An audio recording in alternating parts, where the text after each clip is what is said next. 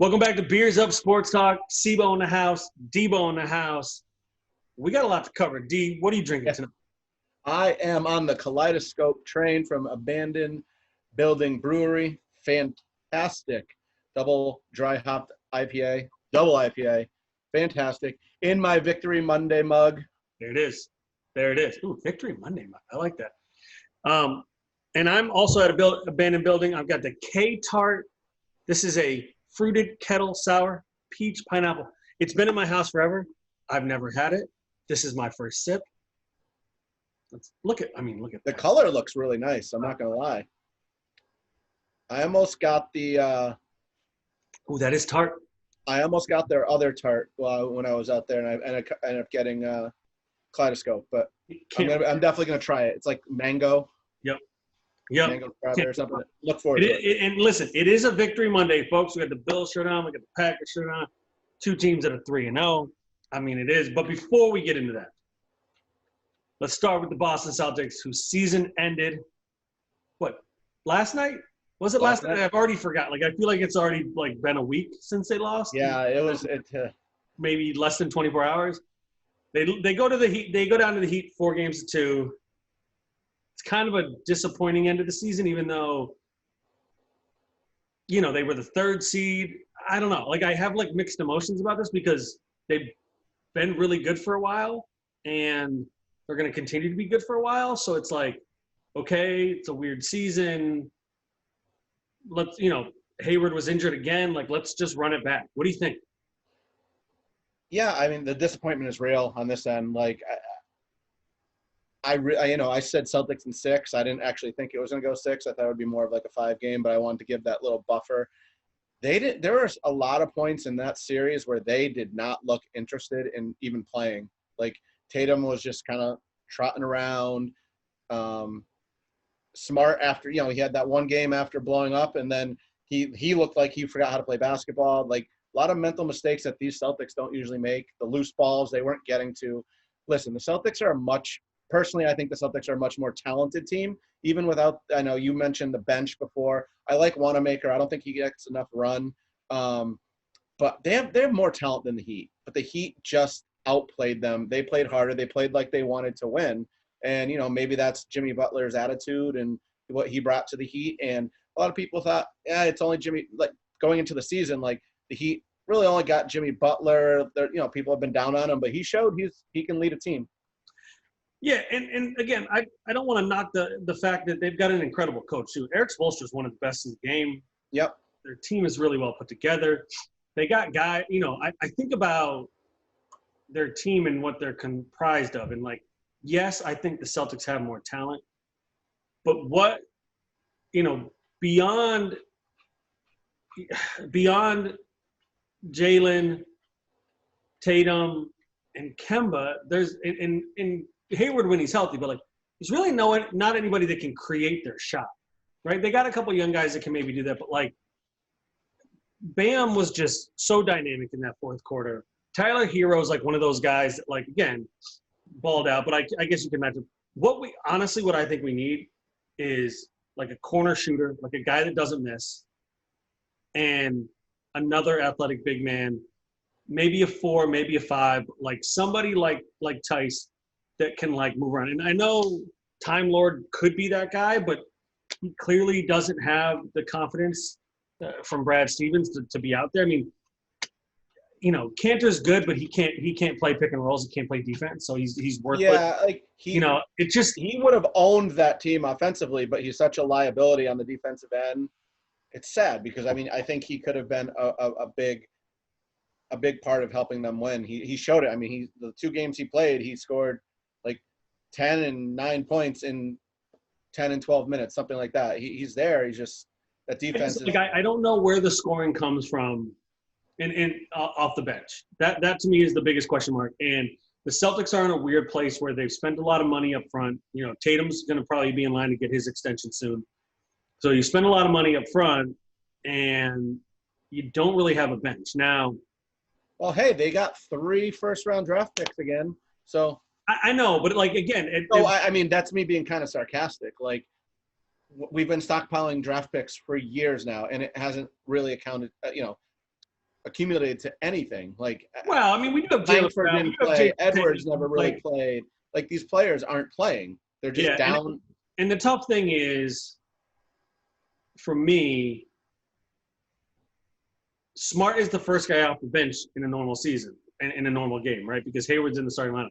Smart is not a guy that we want to score a lot of points. Like, we just don't. Like, one of my buddies is steadfast by the fact that if Marcus Smart scores 20 points, we don't win. And last night when he scored 20, he hit 20 points. I sent him a text and I was like, "We're screwed," and we lost. And again, it's just like that. We're just like making stuff up on the fly. But like, Marcus Smart is not a scorer, so if he's your first guy off the bench and he's more of a hustle guy, then we have a tough time scoring points because the first guy off your bench should be able to put up some points. And I know Smart can, but he's and that's the problem with Hayward coming off the bench was he's not right still. Like, he's not what he was in the middle of the regular season when. He's never going to be like he's never going to be Hayward from the Jazz. But like, do we move him to the 6-man next year and say, listen, you're the first guy off the bench. You're going to be there in crunch time. But like, we need somebody that can put points on the board consistently off the bench. And again, all those guys that they played big minutes to during the season, like all the young guys, like they didn't get any run. Nobody's playing, right? Right. And I know those guys can score, but they're obviously not getting their chance. So I don't know. Like I think like they got to kind of run it back. You got to get Cantor out there. You got to find a better big man, a 4 or 5 who's mobile, who can defend. Because again, you don't need to score. You don't need a big guy to score, right? You need your big guy to defend against these teams because Bam was just going up. Yeah. You have anything you want to say about the Heat and Lakers? Am I really rooting for the Lakers here? Like, so at first I was like, there's no way the best storyline isn't Celtics Lakers. Like, that's what everyone wants to watch. It's like Yankee Sox in the AL East or in the AL, but here it's Lakers Celtics. You get that in the finals, you're so happy. Right. But there's a pretty good storyline with, LeBron's going back against Spoelstra. That's probably the biggest storyline you can have there. I don't know. Like, Bam is good. Hero is probably not going to be able to drive to the hoop as much with Dwight Howard standing there, with Anthony Davis standing there. I doubted the Heat once, but I think that Bron's going to get another ring. He probably does. I mean, the Bron-Jimmy Butler matchup is going to be fun to watch. I think the Bam-Anthony Davis matchup is going to be so fun to watch because there are not too many people that are athletic and big enough to roll with Anthony Davis. And Bam is probably one of those guys. And Anthony Davis isn't the kind of guy that's like, in my opinion, trying to, he's going to back you down. He's going to hit fadeaways. He's going to hit jumpers and threes. But those two guys, like, I think that could be a fun series. Like, those are. Yeah, it should be fun. I'll watch some of it. Again, you're right. Tyler Hero, some of the, again, the point guard thing is going to be interesting because Dragic is crafty. He's good. He's going to be able to get his. Can Rondo stay with him? The Heat are going to have to play the kind of games that they played against the Celtics, where they find a way to shut them down for chunks of a time, and they get big buckets. I mean, they just kept getting these big buckets. I mean, every time I felt like the Celtics were pulling away, it's like, the Heat would find a way to just creep back in it. I don't know. I mean, I think the Lakers win. I think Bron gets another championship. But that Bam Anthony Davis matchup's gonna be fire. I'm here for that. Yeah. All right. Again, it's Victory Monday, man. Let's recap the Bills. Let's recap the Packers. D, give it to me, man. Give me your take on the Packers. Big win in New Orleans. Was it in New Orleans? It was in New Orleans. It was in New Orleans. I mean, I don't even, So one thing I will say is I'm guaranteeing that it will not be a Victory Monday next week because Green Bay plays on Monday. So, I mean, it could be a Monday, but we're really celebrating. I'm really celebrating on Tuesday, because a Victory Monday is only when both teams win. That's how I'm going. That's how I'm rolling. All right. Non-football related. Like, I was just thinking, man, because we've both been to New Orleans. We went down there, watched the game. Man, those bars, like, that whole scene must look so different and so crazy and so, like, I don't know. I know that has nothing to do with football, but it was something that passed through my mind while we were out there. One thing I'm going to say, Green Bay does not win that game if there are fans in the stands. I think You that's a don't game. know that. You don't know that. That's a game that they don't win. I'm sorry, but they won, so I'm happy. Right. Aaron Rodgers looks stellar. Like, he doesn't have Devontae Adams, and he's throwing, fadeaway bombs to Lazard, who tripped and still caught that ball. That was ridiculous. Yep. He almost caught the one-hander where his arm's getting pulled down. The tight ends are coming around. It's kind of like last year where Devontae Adams missed some time and they stepped up, but now they have that experience already. Right. So maybe the Packers management knows what they're doing. I mean, maybe that's why they're in the NFL and we're sitting here doing beers at sports. I mean, again, but even the guys on the game yesterday were talking about how they didn't go out to get a wide receiver. Yeah, I know. They drafted a quarterback and running back but yeah, I mean, I think the reality is relationships with your quarterback and with your players has a lot to do with the success that these guys have in the league. Again, if you guys had a rookie first round draft pick wide receiver running these posts and these deep balls, you'd probably be pretty pumped. Yeah. I'm just thinking about like DK Metcalf. Like, that guy gets drafted last year. Everybody's like, I don't know. And now he's a freaking monster. Like, or Jefferson from the Vikings, who went off yesterday. Right. It's been the one thing that we've talked about. They have to figure out tackling. That one play, with Kamara, with like 54 yards for a touchdown and broke 6 tackles. I don't think he broke 6 tackles. I think 6 people just kind of were like, and didn't really make a. I mean, yes, it was a great play. Kamara is awesome, and the Packers have to figure out tackling, or they're going to be in trouble once they start playing. If they play a healthy Niners team, if they get into the playoffs and they have to play Seattle, they got good running backs. Once they get some running, they've played some good ones already. Cook, right, Kamara, and they're 3-0. Right.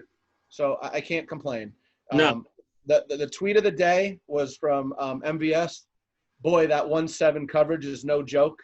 So he got Lattimore almost the whole game. Yeah. And he had like 2 catches. Yeah. And it goes to show what Adams can do when he's healthy. So 122 points in 3 games. They haven't had a turnover yet. Feed me more of this. This offense looks fantastic. They're the highest scoring team in the NFL. Let's go. Atlanta, Monday night. That's good for a 60 burger. Right. Yes. I mean, we'll get to them a little bit later. I mean, they could be down, Packers could be down 45-0 and they're going to win 60-45. Right. But that's my takeaway. Who knows if the season's any different, if there's fans, but it's not the way it is. We're going to take it. We're going to run with it. We lost, looks like Kirksey might be hurt, which we talked about in the offseason. He hasn't finished the last 2 seasons. So, right. And he has been an absolute monster. Yep. So that's something I'll be watching the rest of this week. Yeah. And to your point about the tackling, I think I heard that it's the highest scoring average through the first 2 or 3 weeks of the season ever. Clearly the offenses are outthinking the defenses. I think while there is certain parity in this league, there are really bad teams, and I think we'll talk about them a few of them in a little bit. But like, I think the defenses, to your point about like tackling, are just not doing a very good job. They're just not. I mean, it's just, and because they haven't enough. They haven't had enough time to go through training camp and preseason and actual game time. Like, these defenders are having to adjust on the fly, and I think the offenses just react. They just change and they react quicker. Well, I think you got Rodgers in the second year of the Matt LaFleur system. And I'll tell you what, they've opened that playbook up even more. The jet sweep fakes that they weren't doing 3 years ago, it looks like a different team. They're getting so much more creative, and I love it. Who knows what's going to happen? That's the 2020 NFL. Like, jet sweeps and motion and all these different types of movement before the ball's hiked. Yeah. All right. Let's talk about these Bills that, again, 3-0. Still number 1 in the AFC East. A little bit of a heart attack game there. You get up 28-3 in the third quarter. You're rolling. And I'm going to, shout out the announcers for the game on Sunday. Like, they were like, Sean McVay is steadfast in this running game. He keeps running the ball. And the Bills, it eventually just threw them off. because all of a sudden the Rams started going play action. They started moving the ball down the field quicker, and the Bills just weren't ready for it. I just got to say a few things. Stephon Diggs makes a huge difference. Minnesota, you're stupid. Great that Jefferson went off yesterday, but like he makes a huge difference. I mean, John Brown barely played yesterday. He tweaked it. I think he tweaked a hammy or something. So he missed pretty much the whole game. But he just makes all the difference in the world. They started running the ball again yesterday. They were getting the ball into Singletary's hands. I almost think that Zach Moss getting hurt and Singletary getting more run was good because you can kind of get him in more snaps and more opportunities. TJ Yeldon made a little bit of an appearance yesterday, which kind of I forgot he was on the team. We'll talk about Josh Allen for a little bit. He's definitely made the leap from, young kind of gunslinger to a guy that can play quarterback really well. He has absolutely no fear. He is unwilling to throw the ball away. And when you're rolling, that's great. When you're trying to come back because your defense is just falling apart, like what happened in the game yesterday, it is absolutely terrifying. Because that guy, so many times on a 1st and 10, could just throw it away, and he does something crazy that ends up being now it's 2nd and like 47 because he tried to stiff arm 7 guys, spin out of a tackle, and throw it out of bounds before his knee hits the ground. Whatever. Talk about 2 plays yesterday, and then I'm done. I think I know which ones. People are huffing and puffing about the PI at the end of the game. It was a pretty bad call, in my opinion. But that DN or the cornerback was still engaged with the wide receiver past 5 yards. Apparently that's a penalty. Sorry, guys. Now, could it have been like the 5-yard automatic first down one? Yes. But they gave him the pass interference. But that call on the interception has got me. I don't understand. You want to call pass interference on Croft for shoving the guy in the back? 100%. They'd already called it.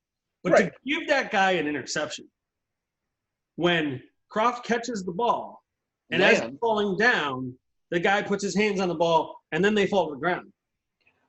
Like nobody, like the announcers, the referee guy that they got in, back in New York City, no, they were all like, no, that's it's a catch, but then it's going to be negated by the passing interference. That was like the biggest momentum play because the Rams had a little bit of momentum. And then all of a sudden, they got the ball and they're rolling again. Now, Josh Allen shouldn't have thrown that ball. It was like a falling away, lob it up. Again, first down, get a pressure, just throw it out of bounds. You literally have one of the strongest arms in the NFL. Throw the damn ball out of bounds once in a while.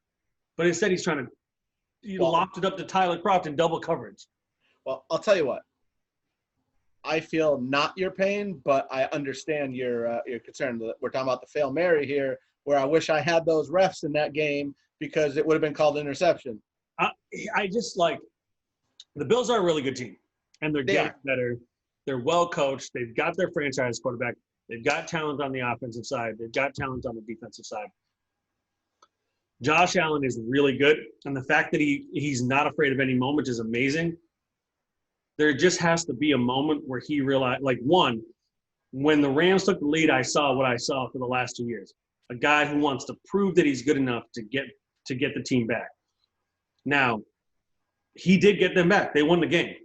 Yep. I can't say anything wrong about that.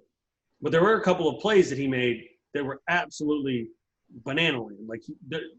No professional quarterback should be doing what he's doing. And even the announcers were like, oh, it's amazing that he's able to get away from these guys. But, just throw it out of bounds. It's 1st and 10. Nobody's there. Chuck it out of bounds. Just throw it over the head of your wide receiver. Call it a day. Yeah. Live to fight another day. Like, when he figures that out, when he's able to do that, he's going to be even better because he's going to give his team another shot at 2nd and 10. There was 2 or 3 times there in the 4th quarter where he didn't do that, and all of a sudden they had 2nd and 22. Again, they won the game, so I can't be too upset. No doubt. This is literally like me, like the only frustration I can show is that one thing I would say is maybe the defense got a little tired. They brought their 2 linebackers start first game of the season, right? I mean, Edmonds had been there. Those guys had been there the first week, but I think they were out the second week. Yeah, they were back. It was a little warmer. They were talking about it being a little bit warmer in Buffalo yesterday. But for the 3rd quarter, after the Bills came out and scored in the 3rd quarter, they held the Rams on 4th down. They come down, they score a touchdown. And then for like what felt like the next 35 minutes, the defense was on the field. Because, again, Buffalo got the ball after the Rams scored and wanted to keep chucking the ball. And, again, they kept praising Brian Dabble yesterday, and I think he's done a great job with Josh Allen. But, like, I know it's way too common to, like, after the other team scored a couple touchdowns, to, like, hand the ball off to your running back on 1st and 10. But sometimes you got to do it. Just get the clock moving, get your quarterback kind of into the play. No, instead they're running play action, movement, and now all of a sudden Josh Allen's throwing off his back foot. And all he did was give Aaron Donald a chance to start cooking. And that month was cooked in the second half. That guy was terrifying in the second half. He's pretty awesome. Like, the first half, they kind of neutralized him. The second half, every single play, he was just bowling people over. Absolutely bowling. I mean, I thought he almost killed Josh Allen a couple times. I was just like, holy crap. Well, speaking of getting killed, see Joe Burrow just get hit. Oh, he hit after hit after hit. Like, he got not quite helmet to helmet. It was a late call, shoulder to the helmet. Just, man, I saw a tweet. Someone was like, if Joe Burrow can get out of bed today, so can you. Because, I mean, it was bad. Like, all right, well, let's dive in. Let's talk about these NFL quick hits. What you got? I don't like that 2-0-2 teams in the Eagles and Bengals in that last 3 minutes of OT played for a tie. Like, go for it. What are you gonna? What could be worse? Okay, you're 0-3 instead of 0-2-1. Like, the Bengals got the ball with like 19 or 20 seconds. They didn't try to. They threw like one quick play, got a good yard, and they didn't rush up to the line to spike it. Like, right. What can happen? So what? You don't win, and maybe you lose the game, right. But go out there and try to win the game. Show that you're trying to win. Now, obviously they got Burrow. They're not trying to tank for the Clemson quarterback there. That the name's Trevor Lawrence. Yeah, tank for Trevor. But like, and you're the Eagles. You have them picked to win the East, which is still wide open, by the way. Well, yeah. I mean, I guess that's the point. Is that like nobody's running away with the East. I mean, I don't know what's going on with these Eagles. Like, what a way to like get yourself out of your funk. Play the Bengals. Play the Bengals. Are like the Eagles good? Am I? They're not good. They have no one to throw the ball to. I get that, but like all offseason, you said that there's nobody to throw the ball to for the Packers, right? And this is year 4 of Peterson's reign in Philadelphia. So he's 2 years ahead of your boy in Green Bay. Like, their system is in place. Yeah, you might not have any brand names, and I know they've had a lot of injuries over the last couple of years, but like, you got a couple of veteran receivers, you got a couple of young guys, you got a tight end, like, you got 2 tight ends. Right. That's what they got guys.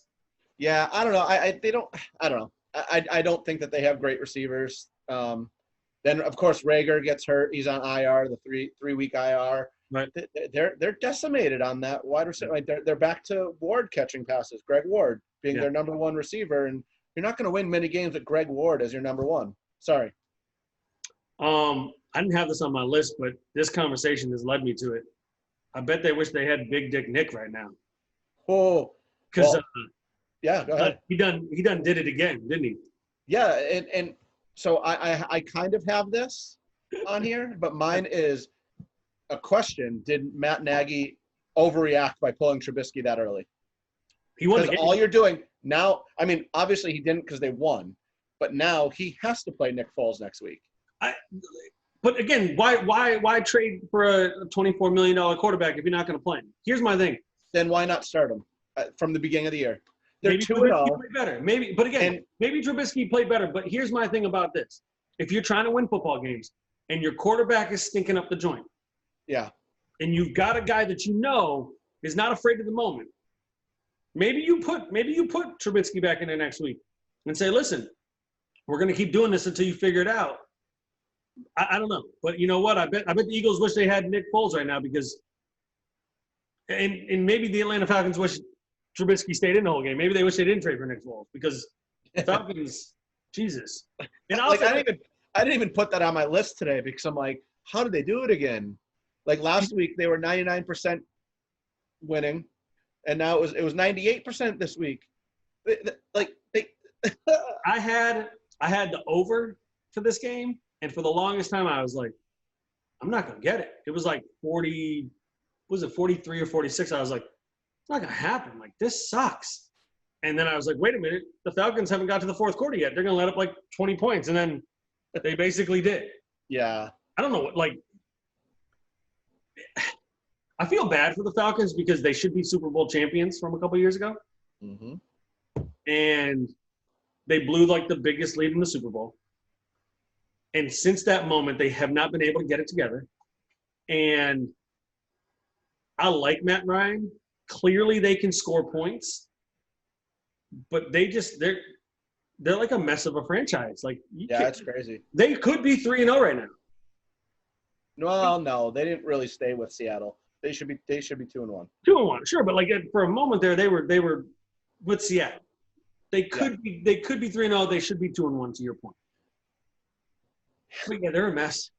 I mean, my next one is Adam Gase is going to be fired after they lose to the Broncos tomorrow. Not tomorrow, Thursday. But before we move into that, when does Dan Quinn get fired? Because you can't blow those type of leads and still have a job. Honestly, I mean, I know he took them to the Super Bowl, but he obviously hasn't been able to get that team back. I mean, maybe they haven't been as good the last couple of years, but you can't waste the rest of Matt Ryan's career on a guy that can't figure it out. There's too many good coaches out there nowadays, in my opinion. So if they go into Green Bay and get beat handily, do you think he's gone? No, I don't think Atlanta will get rid of him right away. I think they'll try. Again, it depends on how the division looks. It depends on how, what the future looks. But again, like, do you really – I mean, I don't know. Let's talk about Adam Gase. Let's talk about the Jets for a minute, though. I just need to, like, have this moment. Like, because it makes me so happy. Because when he was in Miami, I was really happy that he was in Miami because he's a bad coach. And then when the Jets hired him, who got to play him twice a year, I was even more happier because, again, he was going to screw this up because he sucks as a head coach. Literally a week ago, and I know this is what owners are supposed to do or general managers are supposed to do. A week ago, they were talking about him as an offensive genius, literally talking about how good this guy is as a coach. And now he's going to get fired. Again, if he could beat the Broncos on Thursday, it doesn't matter. They're not going to be good. He's wasting the rookie Sam Darnold. He's making Sam Darnold look bad. Sam Darnold is not a bad quarterback. I've watched this guy plenty of times. He can play. Call him a rookie. You've done it before. He's not a rookie. They're first round draft pick. The guy that they're going to have to invest in a couple of years. They've literally ruined this guy. Yeah, I mean, he can cook. Adam Gase is ruining this guy's career. The Jets are a mess. Like, signing Le'Veon Bell was a bad idea. Hiring Adam Gase was an even worse idea. And this team, look, keep doing what you're doing, though. I want you to be bad because it's good for me. No doubt. But, Jesus, like, I love it. I love it. But also, like, I feel bad for Darnold. So, I mean, the Bills, they're the team in New York right now because those New Jersey teams are bad. Yes, they are bad. I mean, let's talk. Can we just talk? Like, can we talk about how the 49ers keep scoring points even though they got nobody left? They got Mullins starting at quarterback. They're on their fourth and fifth running back now because McKinnon was their leading running back. Kittle was out. Bosa's out. And I know the Giants are bad, but Jordan Reed went out with an ankle. Like, I felt for him. Like, he literally made a fantastic catch. He just jammed his ankle and out. Also, you know what I'm afraid of? Mullins threw for 343 yards. Like, Kyle Shanahan, is he just going to, like, when Garoppolo comes back, he's just going to be like, unlock, start chucking it? Like, yeah, I mean, the team's scary still somehow. I mean, good coach, obviously. They got to – I mean, I hope that all those running backs are still hurt when the Packers play them. I'm not going to lie. Problem is they still have like 4 or 5 weeks to get healthy. So we're probably going to see that offense at full strength. Thankfully, the defense won't be, but, they're just – yeah, they keep But just they dropped 36 on the Jets, but or the Giants. And but the Giants, yeah. but even still, like backup quarterback, backup running back, not a whole lot of wide receivers to throw a ball. Backup tight end, best defender on the team is out. Like, and I know they got a great defense, but like, yeah, when they get healthy, yeah. Yep. I want to say that someone's officially back. I want to say that Ben Roethlisberger is officially back. I feel like the Steelers are like legit. There's what, 3-0? 3-0. Defense is solid. We knew the defense was going to be solid, but like they got their quarterback back. Juju, Deontay Johnson, who got a concussed, but they have Washington. Ebron looks fantastic again, and like he was supposed to be like his whole career. Yeah, he looks fantastic. And then Connor came back to life, which is huge. If Connor gets going again, that team is going to be terrifying. I just feel like they're going to be like the Steelers teams of the last 20 years. Like they're going to win 10, 11 games because they're just going to like punch you in the mouth a couple times a game. And Ben Roethlisberger, if he needs to, is just going to be able to bring the team back a couple of times. No doubt. I got one more. All right, go for it. I think the Patriots and Tom Brady are going to be fine, folks. Both teams? Patriots are going to be all right. The Bucs are going to be all right. I think everybody just can now just move on with their lives. The only thing I'm hoping, I'm praying we don't get a Tampa, New England Super Bowl. That's the only thing. I will literally vomit all over the place. Like, I might protest that. I will vomit everywhere. We'll have to do – yeah, it would be miserable. But all right. Let's turn to Major League Baseball. Quickly. Let's do it. First round of playoffs coming up. Let's run through the matchups. Let's talk about who wins. First thing I want to say, real quick. I looked at the percentage chance of advancing or of winning the World Series. The best percentage in the National League is the Dodgers at 30%. 30! It's obnoxious. The highest percent in the American League, the Rays at 8.8%. What were the Braves? Do you remember? They were like 6-7% or something like that. Yeah, something like that. Don't get me wrong. 30% for the Dodgers? Come on. Don't they took it away every year? I mean, what the hell? All right, let's do this. Yeah. Let's do American League? Yeah. All right, go for it. I also have one other thing. How is Toronto the 8th seed when Houston has a losing record? That's my only thing. I don't understand it. Is it because they're the second wild card out of that division? I'm making shit up. I don't know. I don't understand. That was one thing that got me, and the other thing is there's 4 teams. 4 out of the 5 teams in the NL Central made the playoffs, which is banana land. But we always say that division is really good. Yes, I did notice that. I was doing I was looking at it. I'm like, wait, I feel like there are a lot of teams from one division in there. Sorry, Pirates, you stink. But like 4 out of the 5 teams. All right, Tampa Bay, Toronto. Who you got? Actually, before you even say that, think about it. You have those 4 from the Central, and then you have the Twins, Sox, and Indians. So you have 7 from the teams that played each other. No. Yeah. How crazy is that? Which means that those teams that didn't make it were probably really bad, and they just beat up on them. Yeah. Yeah.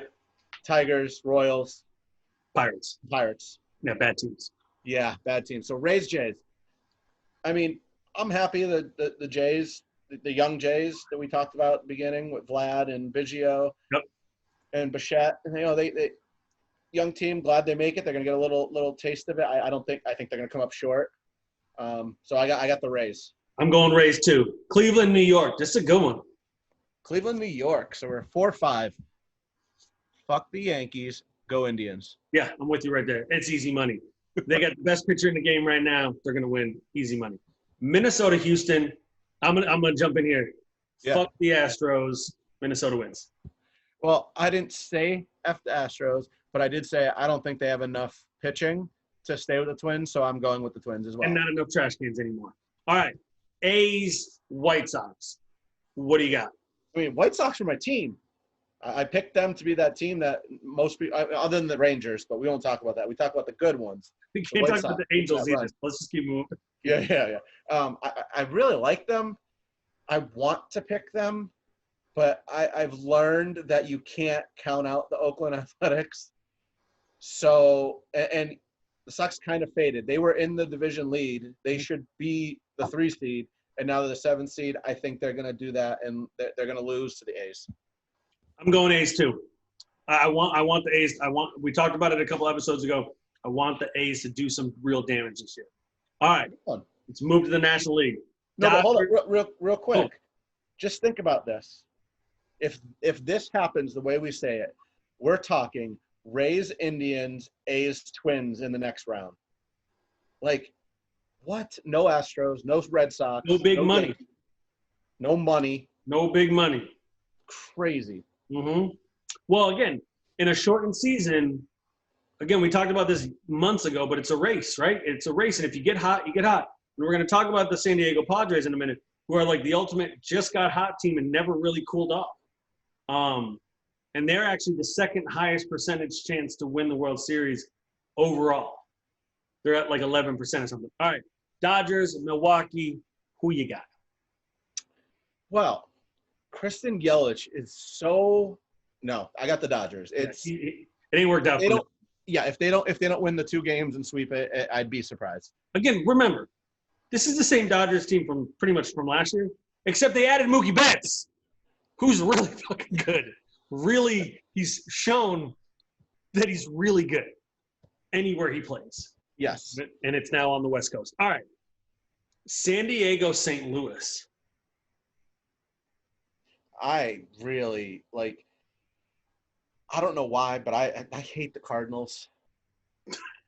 Like, I hate them. Maybe it's because and I'm going to get to this when we talk about the Braves, so I'm not going to say it now. I'm going with the Padres just because, I love Fernando Tatis. I love what they're doing. They went for it. They made the trades, and I hope they do well. So, I'm going Padres, and we're not going to go into the second round in this one, but, like, right. If they get matched up with the Dodgers, that's going to be an interesting series because if there's any team that can match up pound for pound offensively, it's San Diego. And they went out and they did get some pitching. So, yeah, I got them. Cubs, Marlins.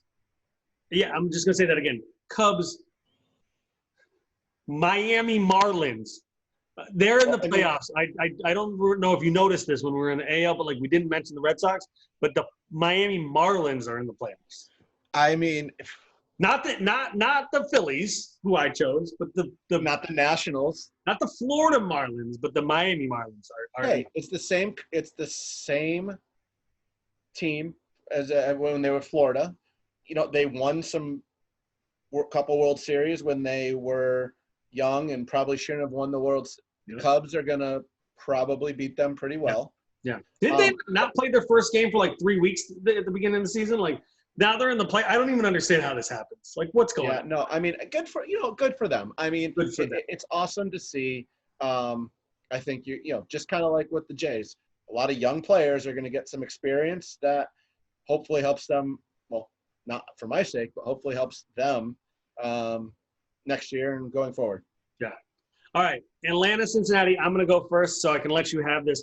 I'm going Atlanta. I wanted to go Cincinnati because of Trevor Bauer. Because he's hilarious to like just engage with, but of course Atlanta's gonna win this. I don't even know. I know you're freaking out because they don't have any pitching, but like, I'm going Atlanta. Well, what I will say is it is nice to not see the Dodgers or the Cardinals in the first round of the playoffs. I think we've played those 2 teams like 4 of the last 5 years in the first round of the playoffs. You're better now. Now you're the 2 seed. Right. And you're right. Pitching is something that I'm going to, Cincinnati has the pitching for a 3-game series. Like Bauer, he's good. But I don't even know if Atlanta has pitching for a 1-game series. But they have an offense that is absolutely mashing. Yeah. You have Ozuna's off the change right now. You have 2 legit MVP candidates coming out of Atlanta. And Ozuna. Like, I'm just going to keep that's what I'm saying. Freddie Freeman and Marcelo Ozuna. Like, what? And also, like, let's not forget that, like, Acuna is also a really good baseball player, too. I mean, I know. And he almost, like, in his shortened season, he almost caught them in home runs. Right. Like, he hit, like, 5 or 6 leadoff home runs to start games. Yeah. Like, this offense should be good enough to win this series. Yeah. I don't know about any other series, but they're moving on. So I mean, Atlanta, if it's Atlanta and the Cubs, it's going to be interesting because neither of those teams have great pitching. right? And so it's Yeah, just I think it'll be fun. I would rather see the Cubs in the second round than the Dodgers or Padres. But Yeah. it's funny. We went top 4 seeds and everyone. Obviously, the Astros, the Yankees, and the Cardinals picks were, well, for me, the Cardinals pick, like that was because F them. Well, but I also like F the Astros, but also they had the worst record. Like, get them out of my face. They didn't have a winning record. Please stop. Just take them out and put the Red Sox in. It's the same thing. I mean, it is what it is. Jesus. Listen, at some point soon, we're going to have to go over the over-unders and just see how we did. I know I probably went like 89 to 93% in my picks, but like we'll get there. We'll do that soon. Well, I can think of 2 already that you got Don't wrong. need you to think of anything right now because we crushed it. I crushed it. I think you crushed it. It is what it is. All right. Let's move to the last call brought to you by Progression Brewery. Debo, what you got? This one's going to be a little bit different tonight. I'm going to give a shout out to my mom. She officially sold her house, my childhood house. It's a different feeling because we would go over there and bring the kids to go swimming, but it's something that she needed to do, and I just want to give her a shout out because I know it took a lot for her to actually do that, and it was the best decision she could make. That's awesome. I'm going to talk about Doc Rivers getting fired by the Clippers. That just happened this afternoon. There's been a lot of grumbling and rumbling about whether or not Doc Rivers is actually a good coach. I think he's a good coach. I think he did well in Orlando. I think he did well in Boston. Obviously, that was a good team, but he still did well. Right. Yeah. I think he's done pretty well in LA, though I don't really understand who they're going to get to replace him and navigate that team. I think it's going to be kind of weird, but sorry, Doc. I'm sure he'll land at another team. Do the Rockets have a coach yet? I mean, I could just see him getting like moved over there because D'Antoni's not there. He'll probably have a job in like 2 weeks. Who knows? Yeah, I mean, that team should not have lost for a few years.